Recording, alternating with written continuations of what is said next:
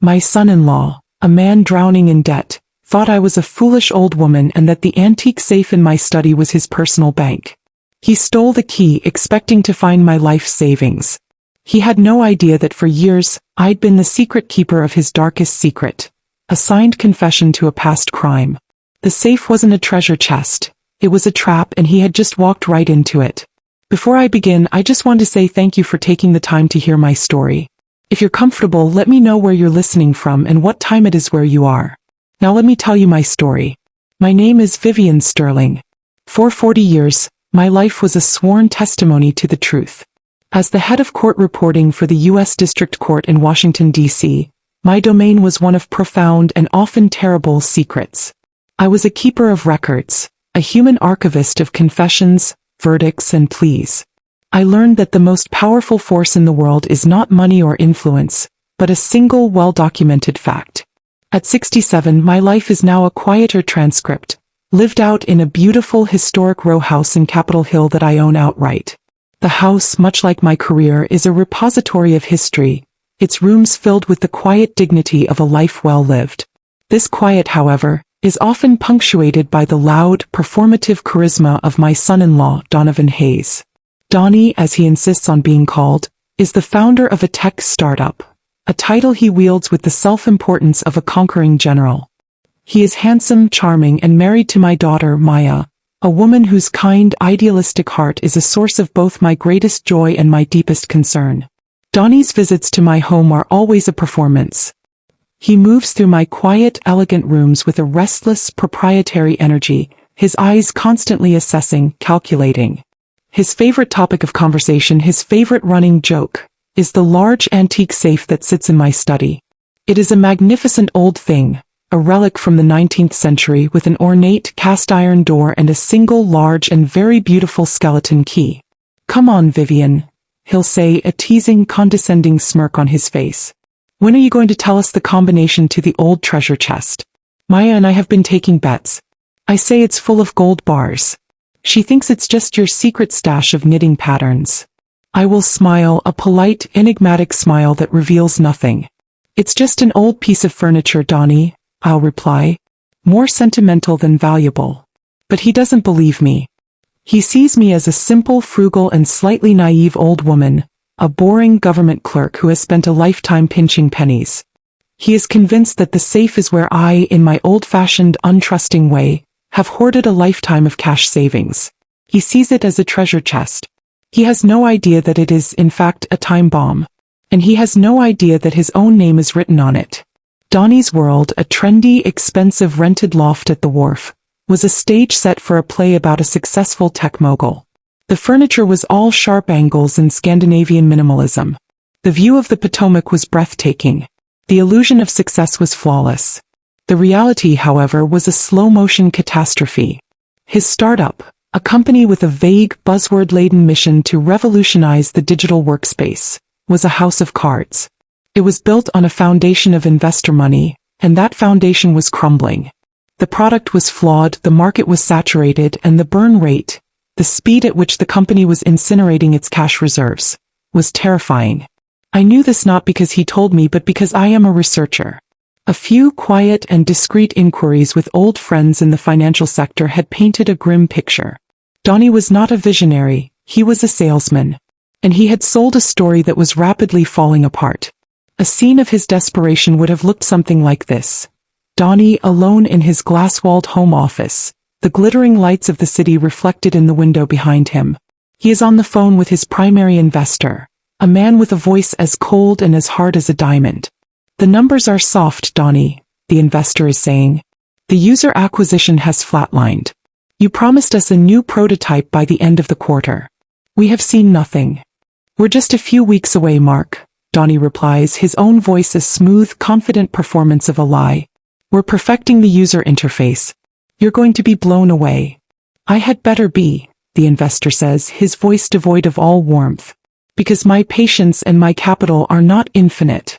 You have until the end of the month to show me a viable product and a clear path to profitability. Or we are pulling the plug." The call ends. Donnie's confident, charismatic mask collapses the moment the line goes dead. He is a man in a state of pure animalistic panic. He is leveraged to the hilt. He has used the last of his own money and a great deal of my daughter's to maintain the illusion of his success. The expensive loft, the designer clothes, the leased luxury car. It is all a performance and the production is about to be shut down. He needs a cash infusion. A significant one. And he needs it now. Not from a bank, his credit is shot. Not from an investor. His reputation is circling the drain. He needs it from a source that is quiet, untraceable, and he believes completely unsophisticated. His mind, in its desperation, turns to the one place he is convinced holds the solution to all his problems. The old, antique safe in his mother-in-law's study. The old lady treasure chest. He has convinced himself it is full of a lifetime of hoarded cash, the secret nest egg of a simple, trusting woman who would never see it coming. The robbery is no longer a joke. It has become his business plan. The secret in my safe was not a treasure. It was a weapon. And it had been entrusted to me 5 years ago in the quiet wood-paneled chambers of the Honorable Franklin Monroe, a respected federal judge and one of my late husband's oldest and dearest friends. I had gone to his chambers for a quiet cup of tea, a ritual we had maintained after my husband's passing. But on this day his expression was grave. "Vivian," he began, his voice a low, serious thing. "I need to speak to you not as a friend, but as a keeper of records. It concerns your son-in-law." He then told me a story that made my blood run cold. Donnie, in his previous business venture, a small but successful software company, had a partner. A young, brilliant programmer who had developed the core technology. Donnie, the salesman, had, through a series of complex and fraudulent legal maneuvers, systematically cheated that partner out of his equity, his intellectual property, and his share of the profits, effectively stealing the entire company out from under him. The partner had sued. The case, a civil fraud lawsuit, had been assigned to Judge Monroe's court. The evidence against Donnie was overwhelming. He was facing not just financial ruin, but the very real prospect of a referral to the district attorney's office for criminal fraud charges. "He was caught, Vivian," the judge said, his expression one of deep, weary disgust. "Dead to rights. And he knew it." His lawyers, to avoid a public trial and a criminal investigation, offered a sealed settlement. The terms of that settlement were brutal. Donnie had to pay a massive, undisclosed sum to his former partner. But the most important part of the deal, the part that would save him from prison, was the confession. To avoid a criminal referral, the judge explained, I insisted that he sign a full, detailed, and legally notarized confession. A document that lays out the entire sordid story of his fraud in his own words. It is a career-destroying document. The settlement was sealed, the confession was buried in the court archives, and the case was made to disappear. He paused, looking at me with his sharp, intelligent eyes. "But I am a man who believes in insurance," he continued. "Donnie is a predator. He will do this again. And I am deeply, profoundly worried about Maya." He then reached into his desk and pulled out a thick, sealed envelope. "This," he said, "is a certified, notarized copy of that confession. It is a legal document of immense power. I am entrusting it to you, Vivian. As a court reporter, you understand the sanctity of a sealed record.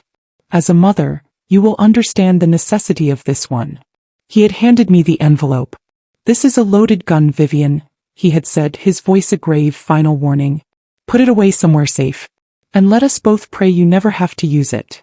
I had taken the envelope home. And I had placed it in the one place I knew it would be both safe and, if necessary, found. I had placed it in the antique safe in my study, the old lady treasure chest. The secret was now mine to keep. In the months that followed my meeting with Judge Monroe, I watched my son-in-law with a new and deeply troubled clarity. I saw the charm for what it was, a predator's camouflage. I saw the ambition for what it was, a ruthless, insatiable hunger. And I began to see the signs of his new venture's decline. The forced, brittle cheerfulness. The slight, almost imperceptible sheen of sweat on his brow during family dinners. The increasingly pointed and less joking references to the safe. He was becoming more desperate. And I knew, with the cold, logical certainty of a court reporter listening to a predictable line of questioning, where his desperation would lead him. He was going to try to rob me. My first instinct was to protect myself. To move the document, to warn my daughter, to confront him. But then, a second, colder and far more strategic thought occurred to me. A confrontation would be my word against his. A warning to Maya would be dismissed as the meddling of a jealous mother-in-law. He would deny everything and I would be cast as the villain. The only way to truly protect my daughter was to let him expose himself. To let him walk of his own free will into a trap of his own making. I would not be the accuser. I would simply be the archivist, the keeper of the evidence of his own self-inflicted crime. And so I began to set the stage. It was a quiet, subtle, and deeply passive-aggressive act of stagecraft. The key to the antique safe was a beautiful, ornate, and very large brass skeleton key. I had always kept it in a small locked box in my bedroom. But now I took it out. During a Sunday brunch I was hosting at my house, a brunch to which Donnie and Maya were of course invited, I began my performance. I needed a document from the safe. I explained an old family recipe I wanted to share. I went to my study, leaving the door slightly ajar. I made a great theatrical show of unlocking the small box on my desk, retrieving the key, and then with a small feigned sigh of frustration, I realized I needed something from the kitchen. I left the study, leaving the large glittering brass key lying in plain sight, directly in the center of my mahogany desk. I observed from the hallway through the crack in the door. I saw Donnie, as I knew he would, wander into the study, under the pretense of admiring a painting. I saw him stop. I saw his eyes lock onto the key. I saw the sharp, almost imperceptible intake of his breath.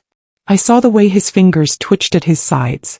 He was a wolf and he had just seen the key to the hen house. I returned to the study a moment later and he was back to admiring the painting, his expression one of perfect, casual innocence. But I had seen what I needed to see. The seed had been planted.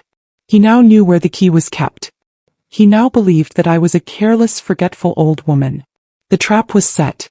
All that remained was for the wolf, in his own time and of his own volition, to walk into it. The moment he chose for the theft was a masterpiece of calculated, domestic distraction. It was a Friday evening, a few weeks after I had planted the seed of the key. He and Maya had come over for dinner, a weekly ritual that had become, for me, a tense, observational exercise. Donnie was in a particularly charming and therefore particularly dangerous mood. He was effusive in his praise of my cooking. He was attentive to Maya, listening to her stories about her work at the nonprofit with a deep, feigned interest. He was playing the part of the perfect, loving son-in-law. It was a performance designed to lull me into a state of comfortable, familial complacency. The diversion, when it came, was a small, domestic, and perfectly executed piece of theater. We had just finished dinner and were moving into the living room for coffee. Donnie was carrying the tray with the coffee service. As he walked past the large wing-backed armchair where I usually sat, he stumbled, a clumsy, theatrical lurch that was completely out of character for the usually graceful man. The coffee tray tilted.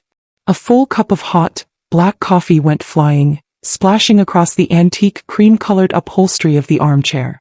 "Oh my God!" he exclaimed, his voice a perfect blend of shock and apology.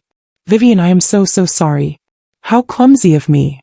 Maya and I immediately jumped into action. "It's all right, Donnie, it's all right," I said, my own voice a calm, reassuring thing even as my mind was racing. "The diversion." "Let me get some club soda," Maya said, rushing towards the kitchen. "I'll get some towels," I said, moving in the same direction. It was the opening he needed. A brief, 30-second window of chaos and distraction. As Maya and I were in the kitchen, our backs to the living room, he made his move. He did not go to the kitchen to help. He slipped silently and swiftly into the study. I knew with an absolute and chilling certainty what he was doing. I could picture it in my mind. His quick, furtive movements, the soft click of the desk drawer opening, the feel of the cool, heavy brass key in his hand as he slipped it into his pocket. By the time we returned to the living room with the cleaning supplies, he was on his knees by the chair, dabbing at the coffee stain with his own napkin, his expression one of deep, apologetic concern. "I am just mortified, Vivian," he said, looking up at me, his eyes a perfect picture of remorse. "Don't be silly, Donnie," I said, my own voice a perfect imitation of a forgiving, slightly flustered mother-in-law. "It's just a chair. It will clean." We spent the next 10 minutes cleaning the stain. The conversation was light, full of his self-deprecating apologies and my own reassuring dismissals. But beneath the surface of this small domestic drama, a much larger and much darker transaction had just taken place. He had what he came for. The key was in his pocket.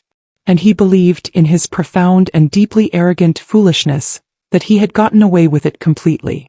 He did not know that the chair, the coffee, the entire clumsy performance, was a scene in a play that I had written, and that he had just so perfectly delivered his lines.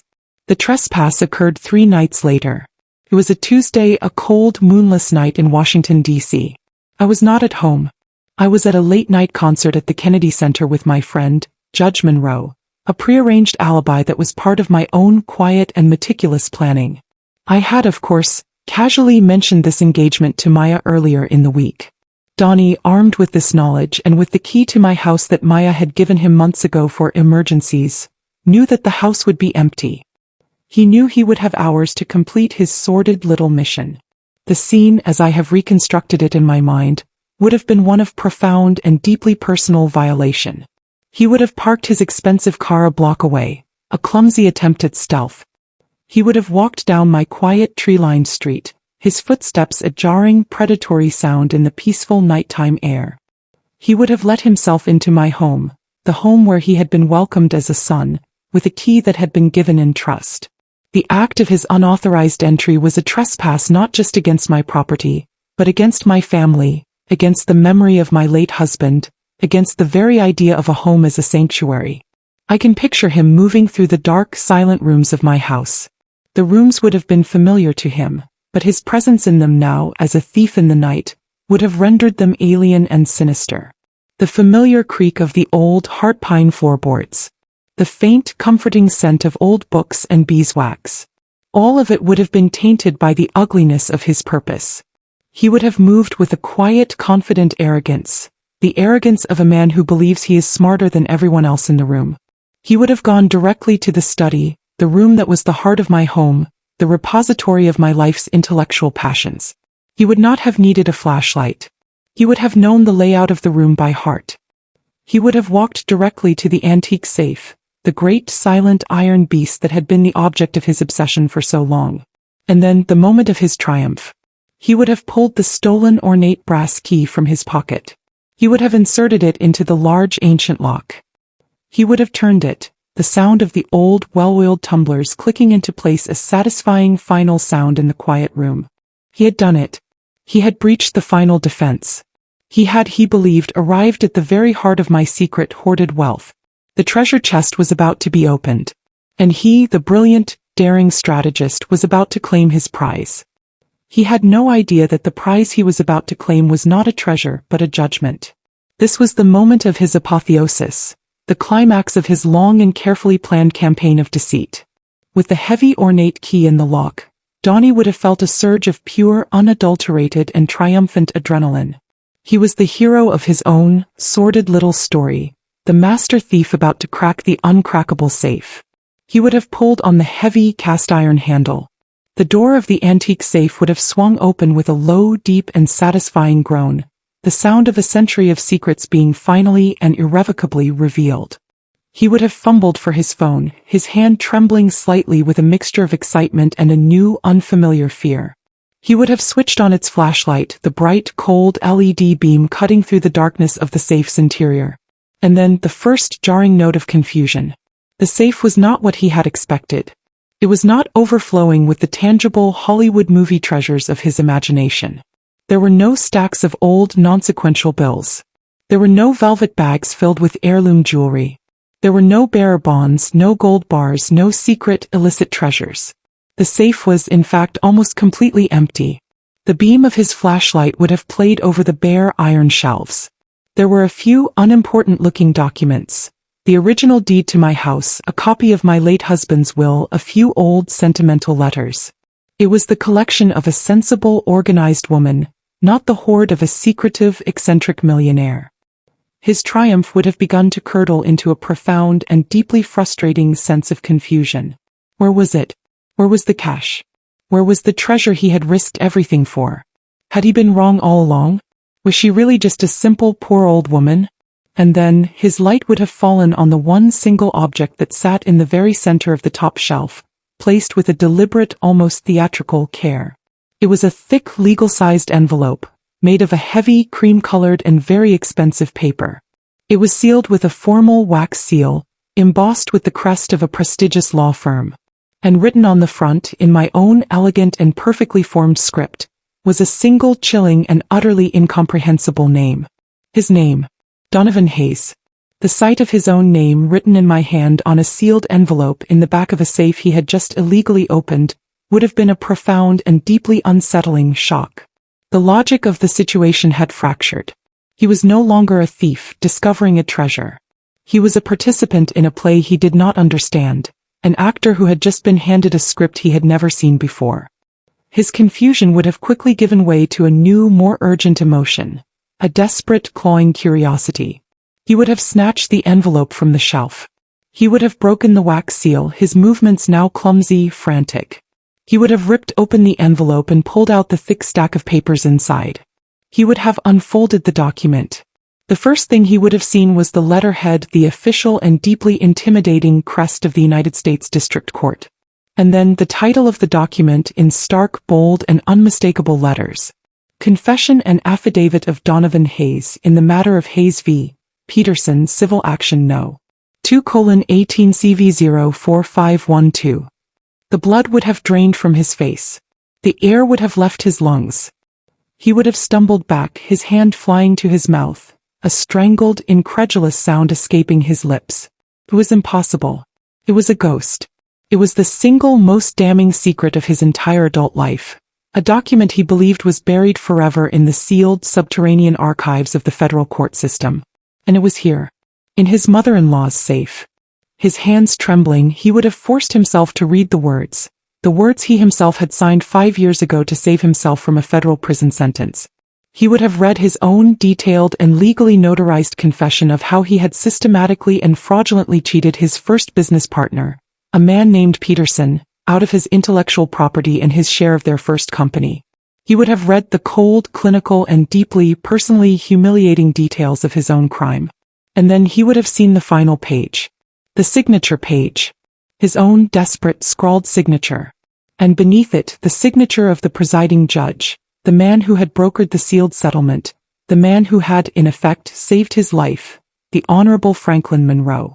The realization when it landed would have been a physical blow, a punch to the gut that left him breathless. This was not an accident. This was not a coincidence. This was a message.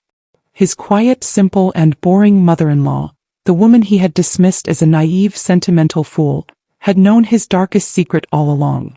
She had been the silent, secret keeper of the one document on earth that could utterly and completely destroy him. And she had been keeping it in a safe she had, he now realized with a wave of sickening retroactive horror, deliberately and masterfully baited him into opening. He was not a master thief. He was a rat, and he had just, of his own free will, scurried into a trap that had been laid for him with a patience, a precision, and a brilliance he could not even begin to comprehend. He was not just caught. He was exposed. And he was, for the first time in his arrogant, charmed life, completely and utterly at her mercy. The next morning, the phone in my quiet, sun-drenched study rang precisely at 9 o'clock. It was Donnie. His voice was not the usual, smooth, confident purr. It was a raw, ragged, and deeply terrified thing. "I need to see you, Vivian," he said. There was no preamble, no pretense. "I know you do, Donovan," I replied, my own voice a calm, quiet, and utterly implacable thing. "I'll be here all morning." He arrived less than 30 minutes later. The man who walked into my house was not the same man who had slunk out of it in the dead of night 2 days before. The charismatic, arrogant tech founder was gone, replaced by a pale, haunted-looking man with dark circles under his eyes and a desperate, hunted look about him. He was a broken man. I did not greet him at the door. I let him find his own way to the study. He found me there, sitting in my favorite high-backed armchair, a cup of tea on the table beside me. The antique safe was still standing open, a silent, iron-mouthed witness to the events of the previous night. The ripped, empty envelope lay on the polished surface of my desk. He stood in the doorway of the study, his hands shoved into the pockets of his expensive trousers, his shoulders slumped in a posture of utter and complete defeat. The power dynamic, which had for so long been defined by his condescending charm and my quiet tolerance, had been completely and irrevocably reversed. He was no longer the charming predator. He was a cornered, exposed fraud. And I, the quiet, underestimated old woman, was now the one who held all the cards. How? He finally whispered, his voice a hoarse, broken thing. How did you get that? Judge Monroe is a very old and very dear friend of my late husband, I said, my voice a simple factual statement. He was concerned. He felt that a woman should have a full and complete understanding of the character of the man her daughter had married. He entrusted the document to me for safekeeping. He stared at me, his mind clearly struggling to process the sheer, quiet and deeply interconnected power of the world he had so foolishly tried to disrupt. You knew, he stammered. This whole time. You've known. I have known, I confirmed. And I had hoped, for my daughter's sake, that the man who signed that confession was a man of the past. I had hoped that you had changed. I let the unspoken truth of his recent actions hang in the air between us. The theft of the key. The trespass in the night. The attempted robbery. But you haven't changed, have you, Donovan? I continued, my voice still quiet, still calm. You are still the same desperate and deeply dishonest man who cheated his first partner. And now you have tried to cheat your own family. He had the grace to look ashamed. He could not meet my eyes. He stared at the floor, a man stripped of all his defenses, all his lies. The confrontation was not a shouting match. It was a quiet, clinical, and deeply, deeply satisfying execution. The time for emotional drama was over. The time for the dictation of terms had begun. I let the weight of his own failure settle over him for a long, silent moment. I took a slow, deliberate sip of my tea. I was in no hurry. I had been waiting for this moment for 5 years. The document you found, Donovan, I began, my voice a cool, precise instrument, was of course just a copy. His head snapped up, a new, fresh wave of terror in his eyes.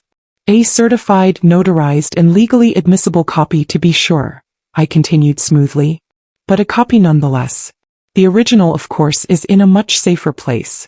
It is in the possession of my lawyer. I let that sink in. And my lawyer, I added, delivering the final, devastating piece of the puzzle, is Judge Monroe's old law partner who now runs the firm. He is, as you can imagine, taking a very personal interest in this case. I saw the last lingering vestiges of his hope die in his eyes. He was not just trapped by me, he was trapped by the entire formidable weight of the federal legal establishment. I then laid out my terms. My voice was not that of a grieving, angry mother-in-law. It was the voice of the head of court reporting, a woman dictating the terms of a binding, non-negotiable plea agreement. You are going to do 2 things, Donovan, I said. And you are going to do them today. There will be no negotiation. There will be no discussion. I stood up and walked to my desk. I picked up a folder that had been sitting there waiting for him. First, I said, you are going to tell my daughter the truth. All of it. You are going to tell her that your company is a failure. You are going to tell her that you are on the brink of financial ruin. You are going to tell her about the mountain of debt you have accumulated. You are going to give her a full and completely honest accounting of the mess you have made of your lives. I paused. You will not, however, I added, my voice as cold as steel, tell her about the confession or about your little adventure in my house the other night. That is a separate matter, a matter between you and me. Your confession to her will be one of financial failure, not of criminal fraud. I am granting you that one small and deeply undeserved act of mercy. For her sake. Not for yours. I then opened the folder. Inside was a thick, legally bound document. And second, I said, you are going to sign this.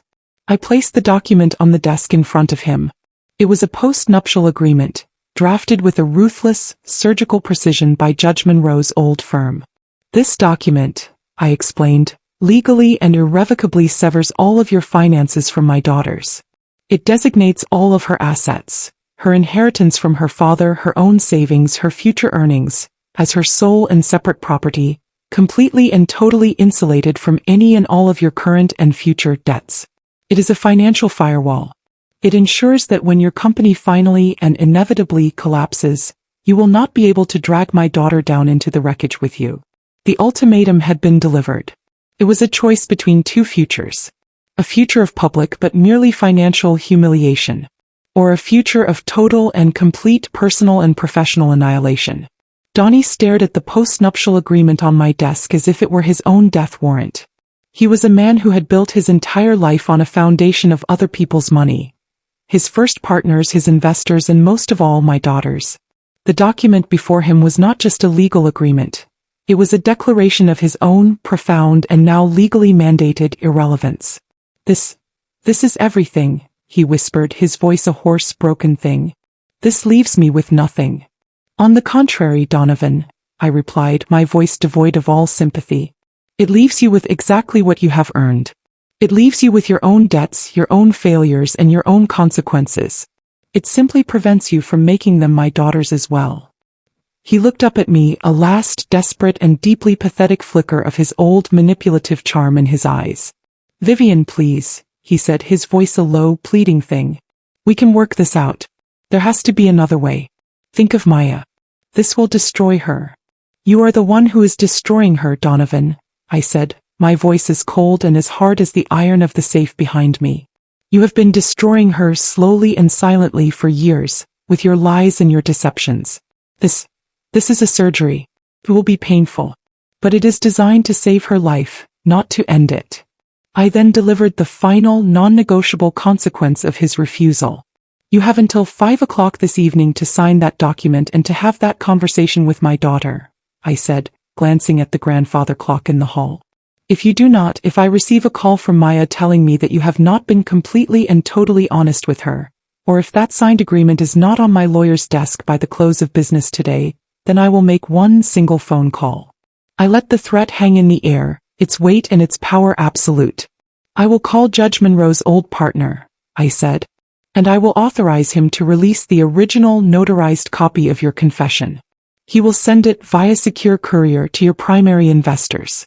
He will send a copy to the Securities and Exchange Commission, along with a detailed report on your company's current and, I suspect, fraudulent financial statements. And he will send a final copy for good measure to the technology editor of the Washington Post. I leaned in, my voice dropping to a final, devastating whisper. By tomorrow morning, Donovan, you will not just be a bankrupt businessman. You will be the subject of a federal fraud investigation. You will be a front-page story. And you will, I assure you, be going to prison. The choice was his. A quiet, private, and merely financial ruin. Or a loud, public, and deeply criminal annihilation.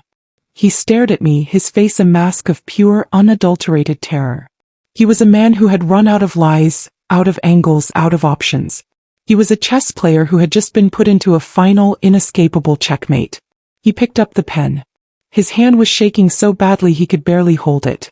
And with a small, defeated, and almost inaudible sigh, he signed his name, surrendering his marriage, his future, and the last lingering vestiges of his own fraudulent life. The confession, when it came, was a quiet, brutal, and deeply necessary amputation. Donnie went home from my house a broken man, the post-nuptial agreement a leaden weight in his briefcase. He found Maya in their beautiful, expensive loft, the stage set of their shared illusion. The story, as she recounted it to me later, through a long, ragged, and cleansing torrent of tears, was a scene of almost unbearable pathos. He did not try to soften the blow. He did not try to spin the narrative. He was a man who had been stripped of all his usual tools of manipulation. All he had left was the ugly, unvarnished truth. He sat her down on their white designer sofa, a piece of furniture I knew they were months behind on the payments for, and he told her everything. He told her that the startup, his great world-changing venture, was a failure. He told her that the investor money was gone. He told her that they were not just broke, they were deeply, catastrophically in debt. He told her about the lies. The endless, exhausting lies he had told to his investors, to his employees, and most of all to her. He confessed that the lavish lifestyle they were living, the loft, the car, the expensive dinners, the beautiful clothes, was a complete and total fabrication. A performance funded by a rising tide of credit card debt and personal loans he had no way of repaying. He did not, as I had instructed, tell her about the attempted robbery, or about the confession in my safe. But he did not have to. The confession of his financial and professional life as a complete and total fraud was enough. Maya, my sweet, idealistic, and deeply loving daughter, sat and listened as the entire foundation of her world was systematically dismantled before her eyes. The brilliant, successful, and powerful man she had married was a fiction. The beautiful, secure life she believed they were building together was a lie. Her first reaction was not anger. It was a profound and deeply empathetic sense of concern for him. "It's okay, Donnie," she had said, her own eyes filling with tears. "It's just money. We can fix this. We'll sell the loft. We'll downsize. We'll get through this together."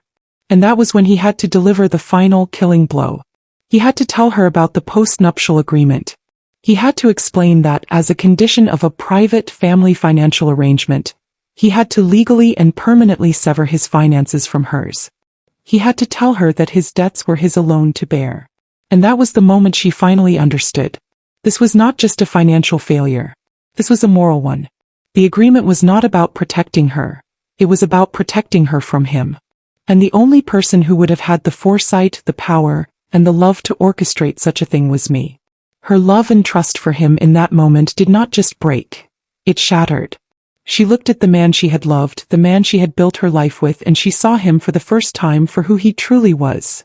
A liar, a fraud, and a thief who had been so willing to let her drown alongside him. He did not scream. She did not rage. She simply stood up, walked into their bedroom, and packed a bag. She signed the post-nuptial agreement, her own signature, a firm, clear, and final act of self-preservation. And she walked out of the beautiful, expensive loft, and out of the beautiful, expensive lie that had been her marriage. The story concludes 6 months later. I am sitting in the quiet, sun-drenched study of my Capitol Hill row house. The antique safe is closed, its ornate, iron door a silent, beautiful piece of sculpture. Across from me, in the armchair where my husband used to sit, is my daughter, Maya. The past 6 months have been a period of quiet, painful, and deeply necessary healing for her. Donnie's company collapsed into a messy public bankruptcy.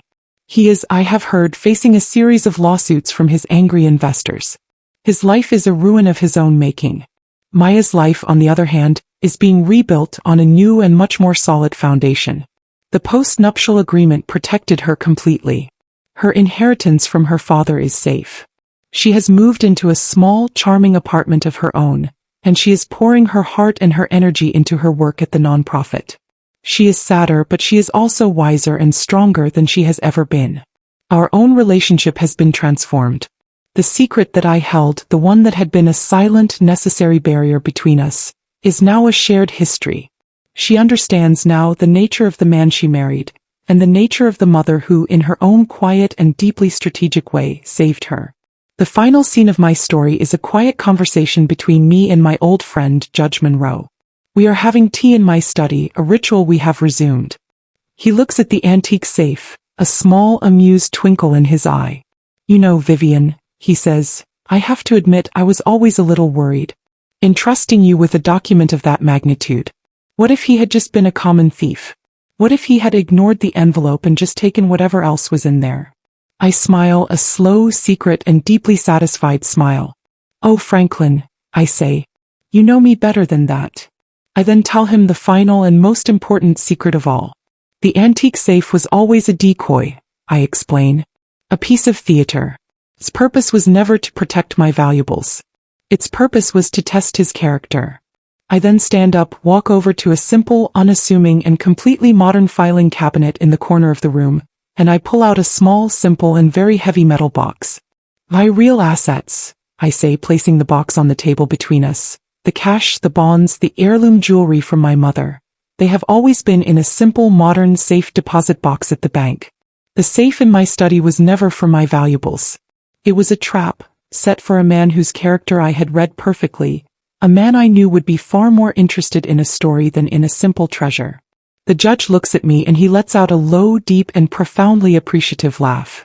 "I have proven that the greatest security lies not in a locked box, but in the quiet, analytical wisdom of knowing your enemy's secrets, and in having the courage to write the final and most satisfying chapter of your own story."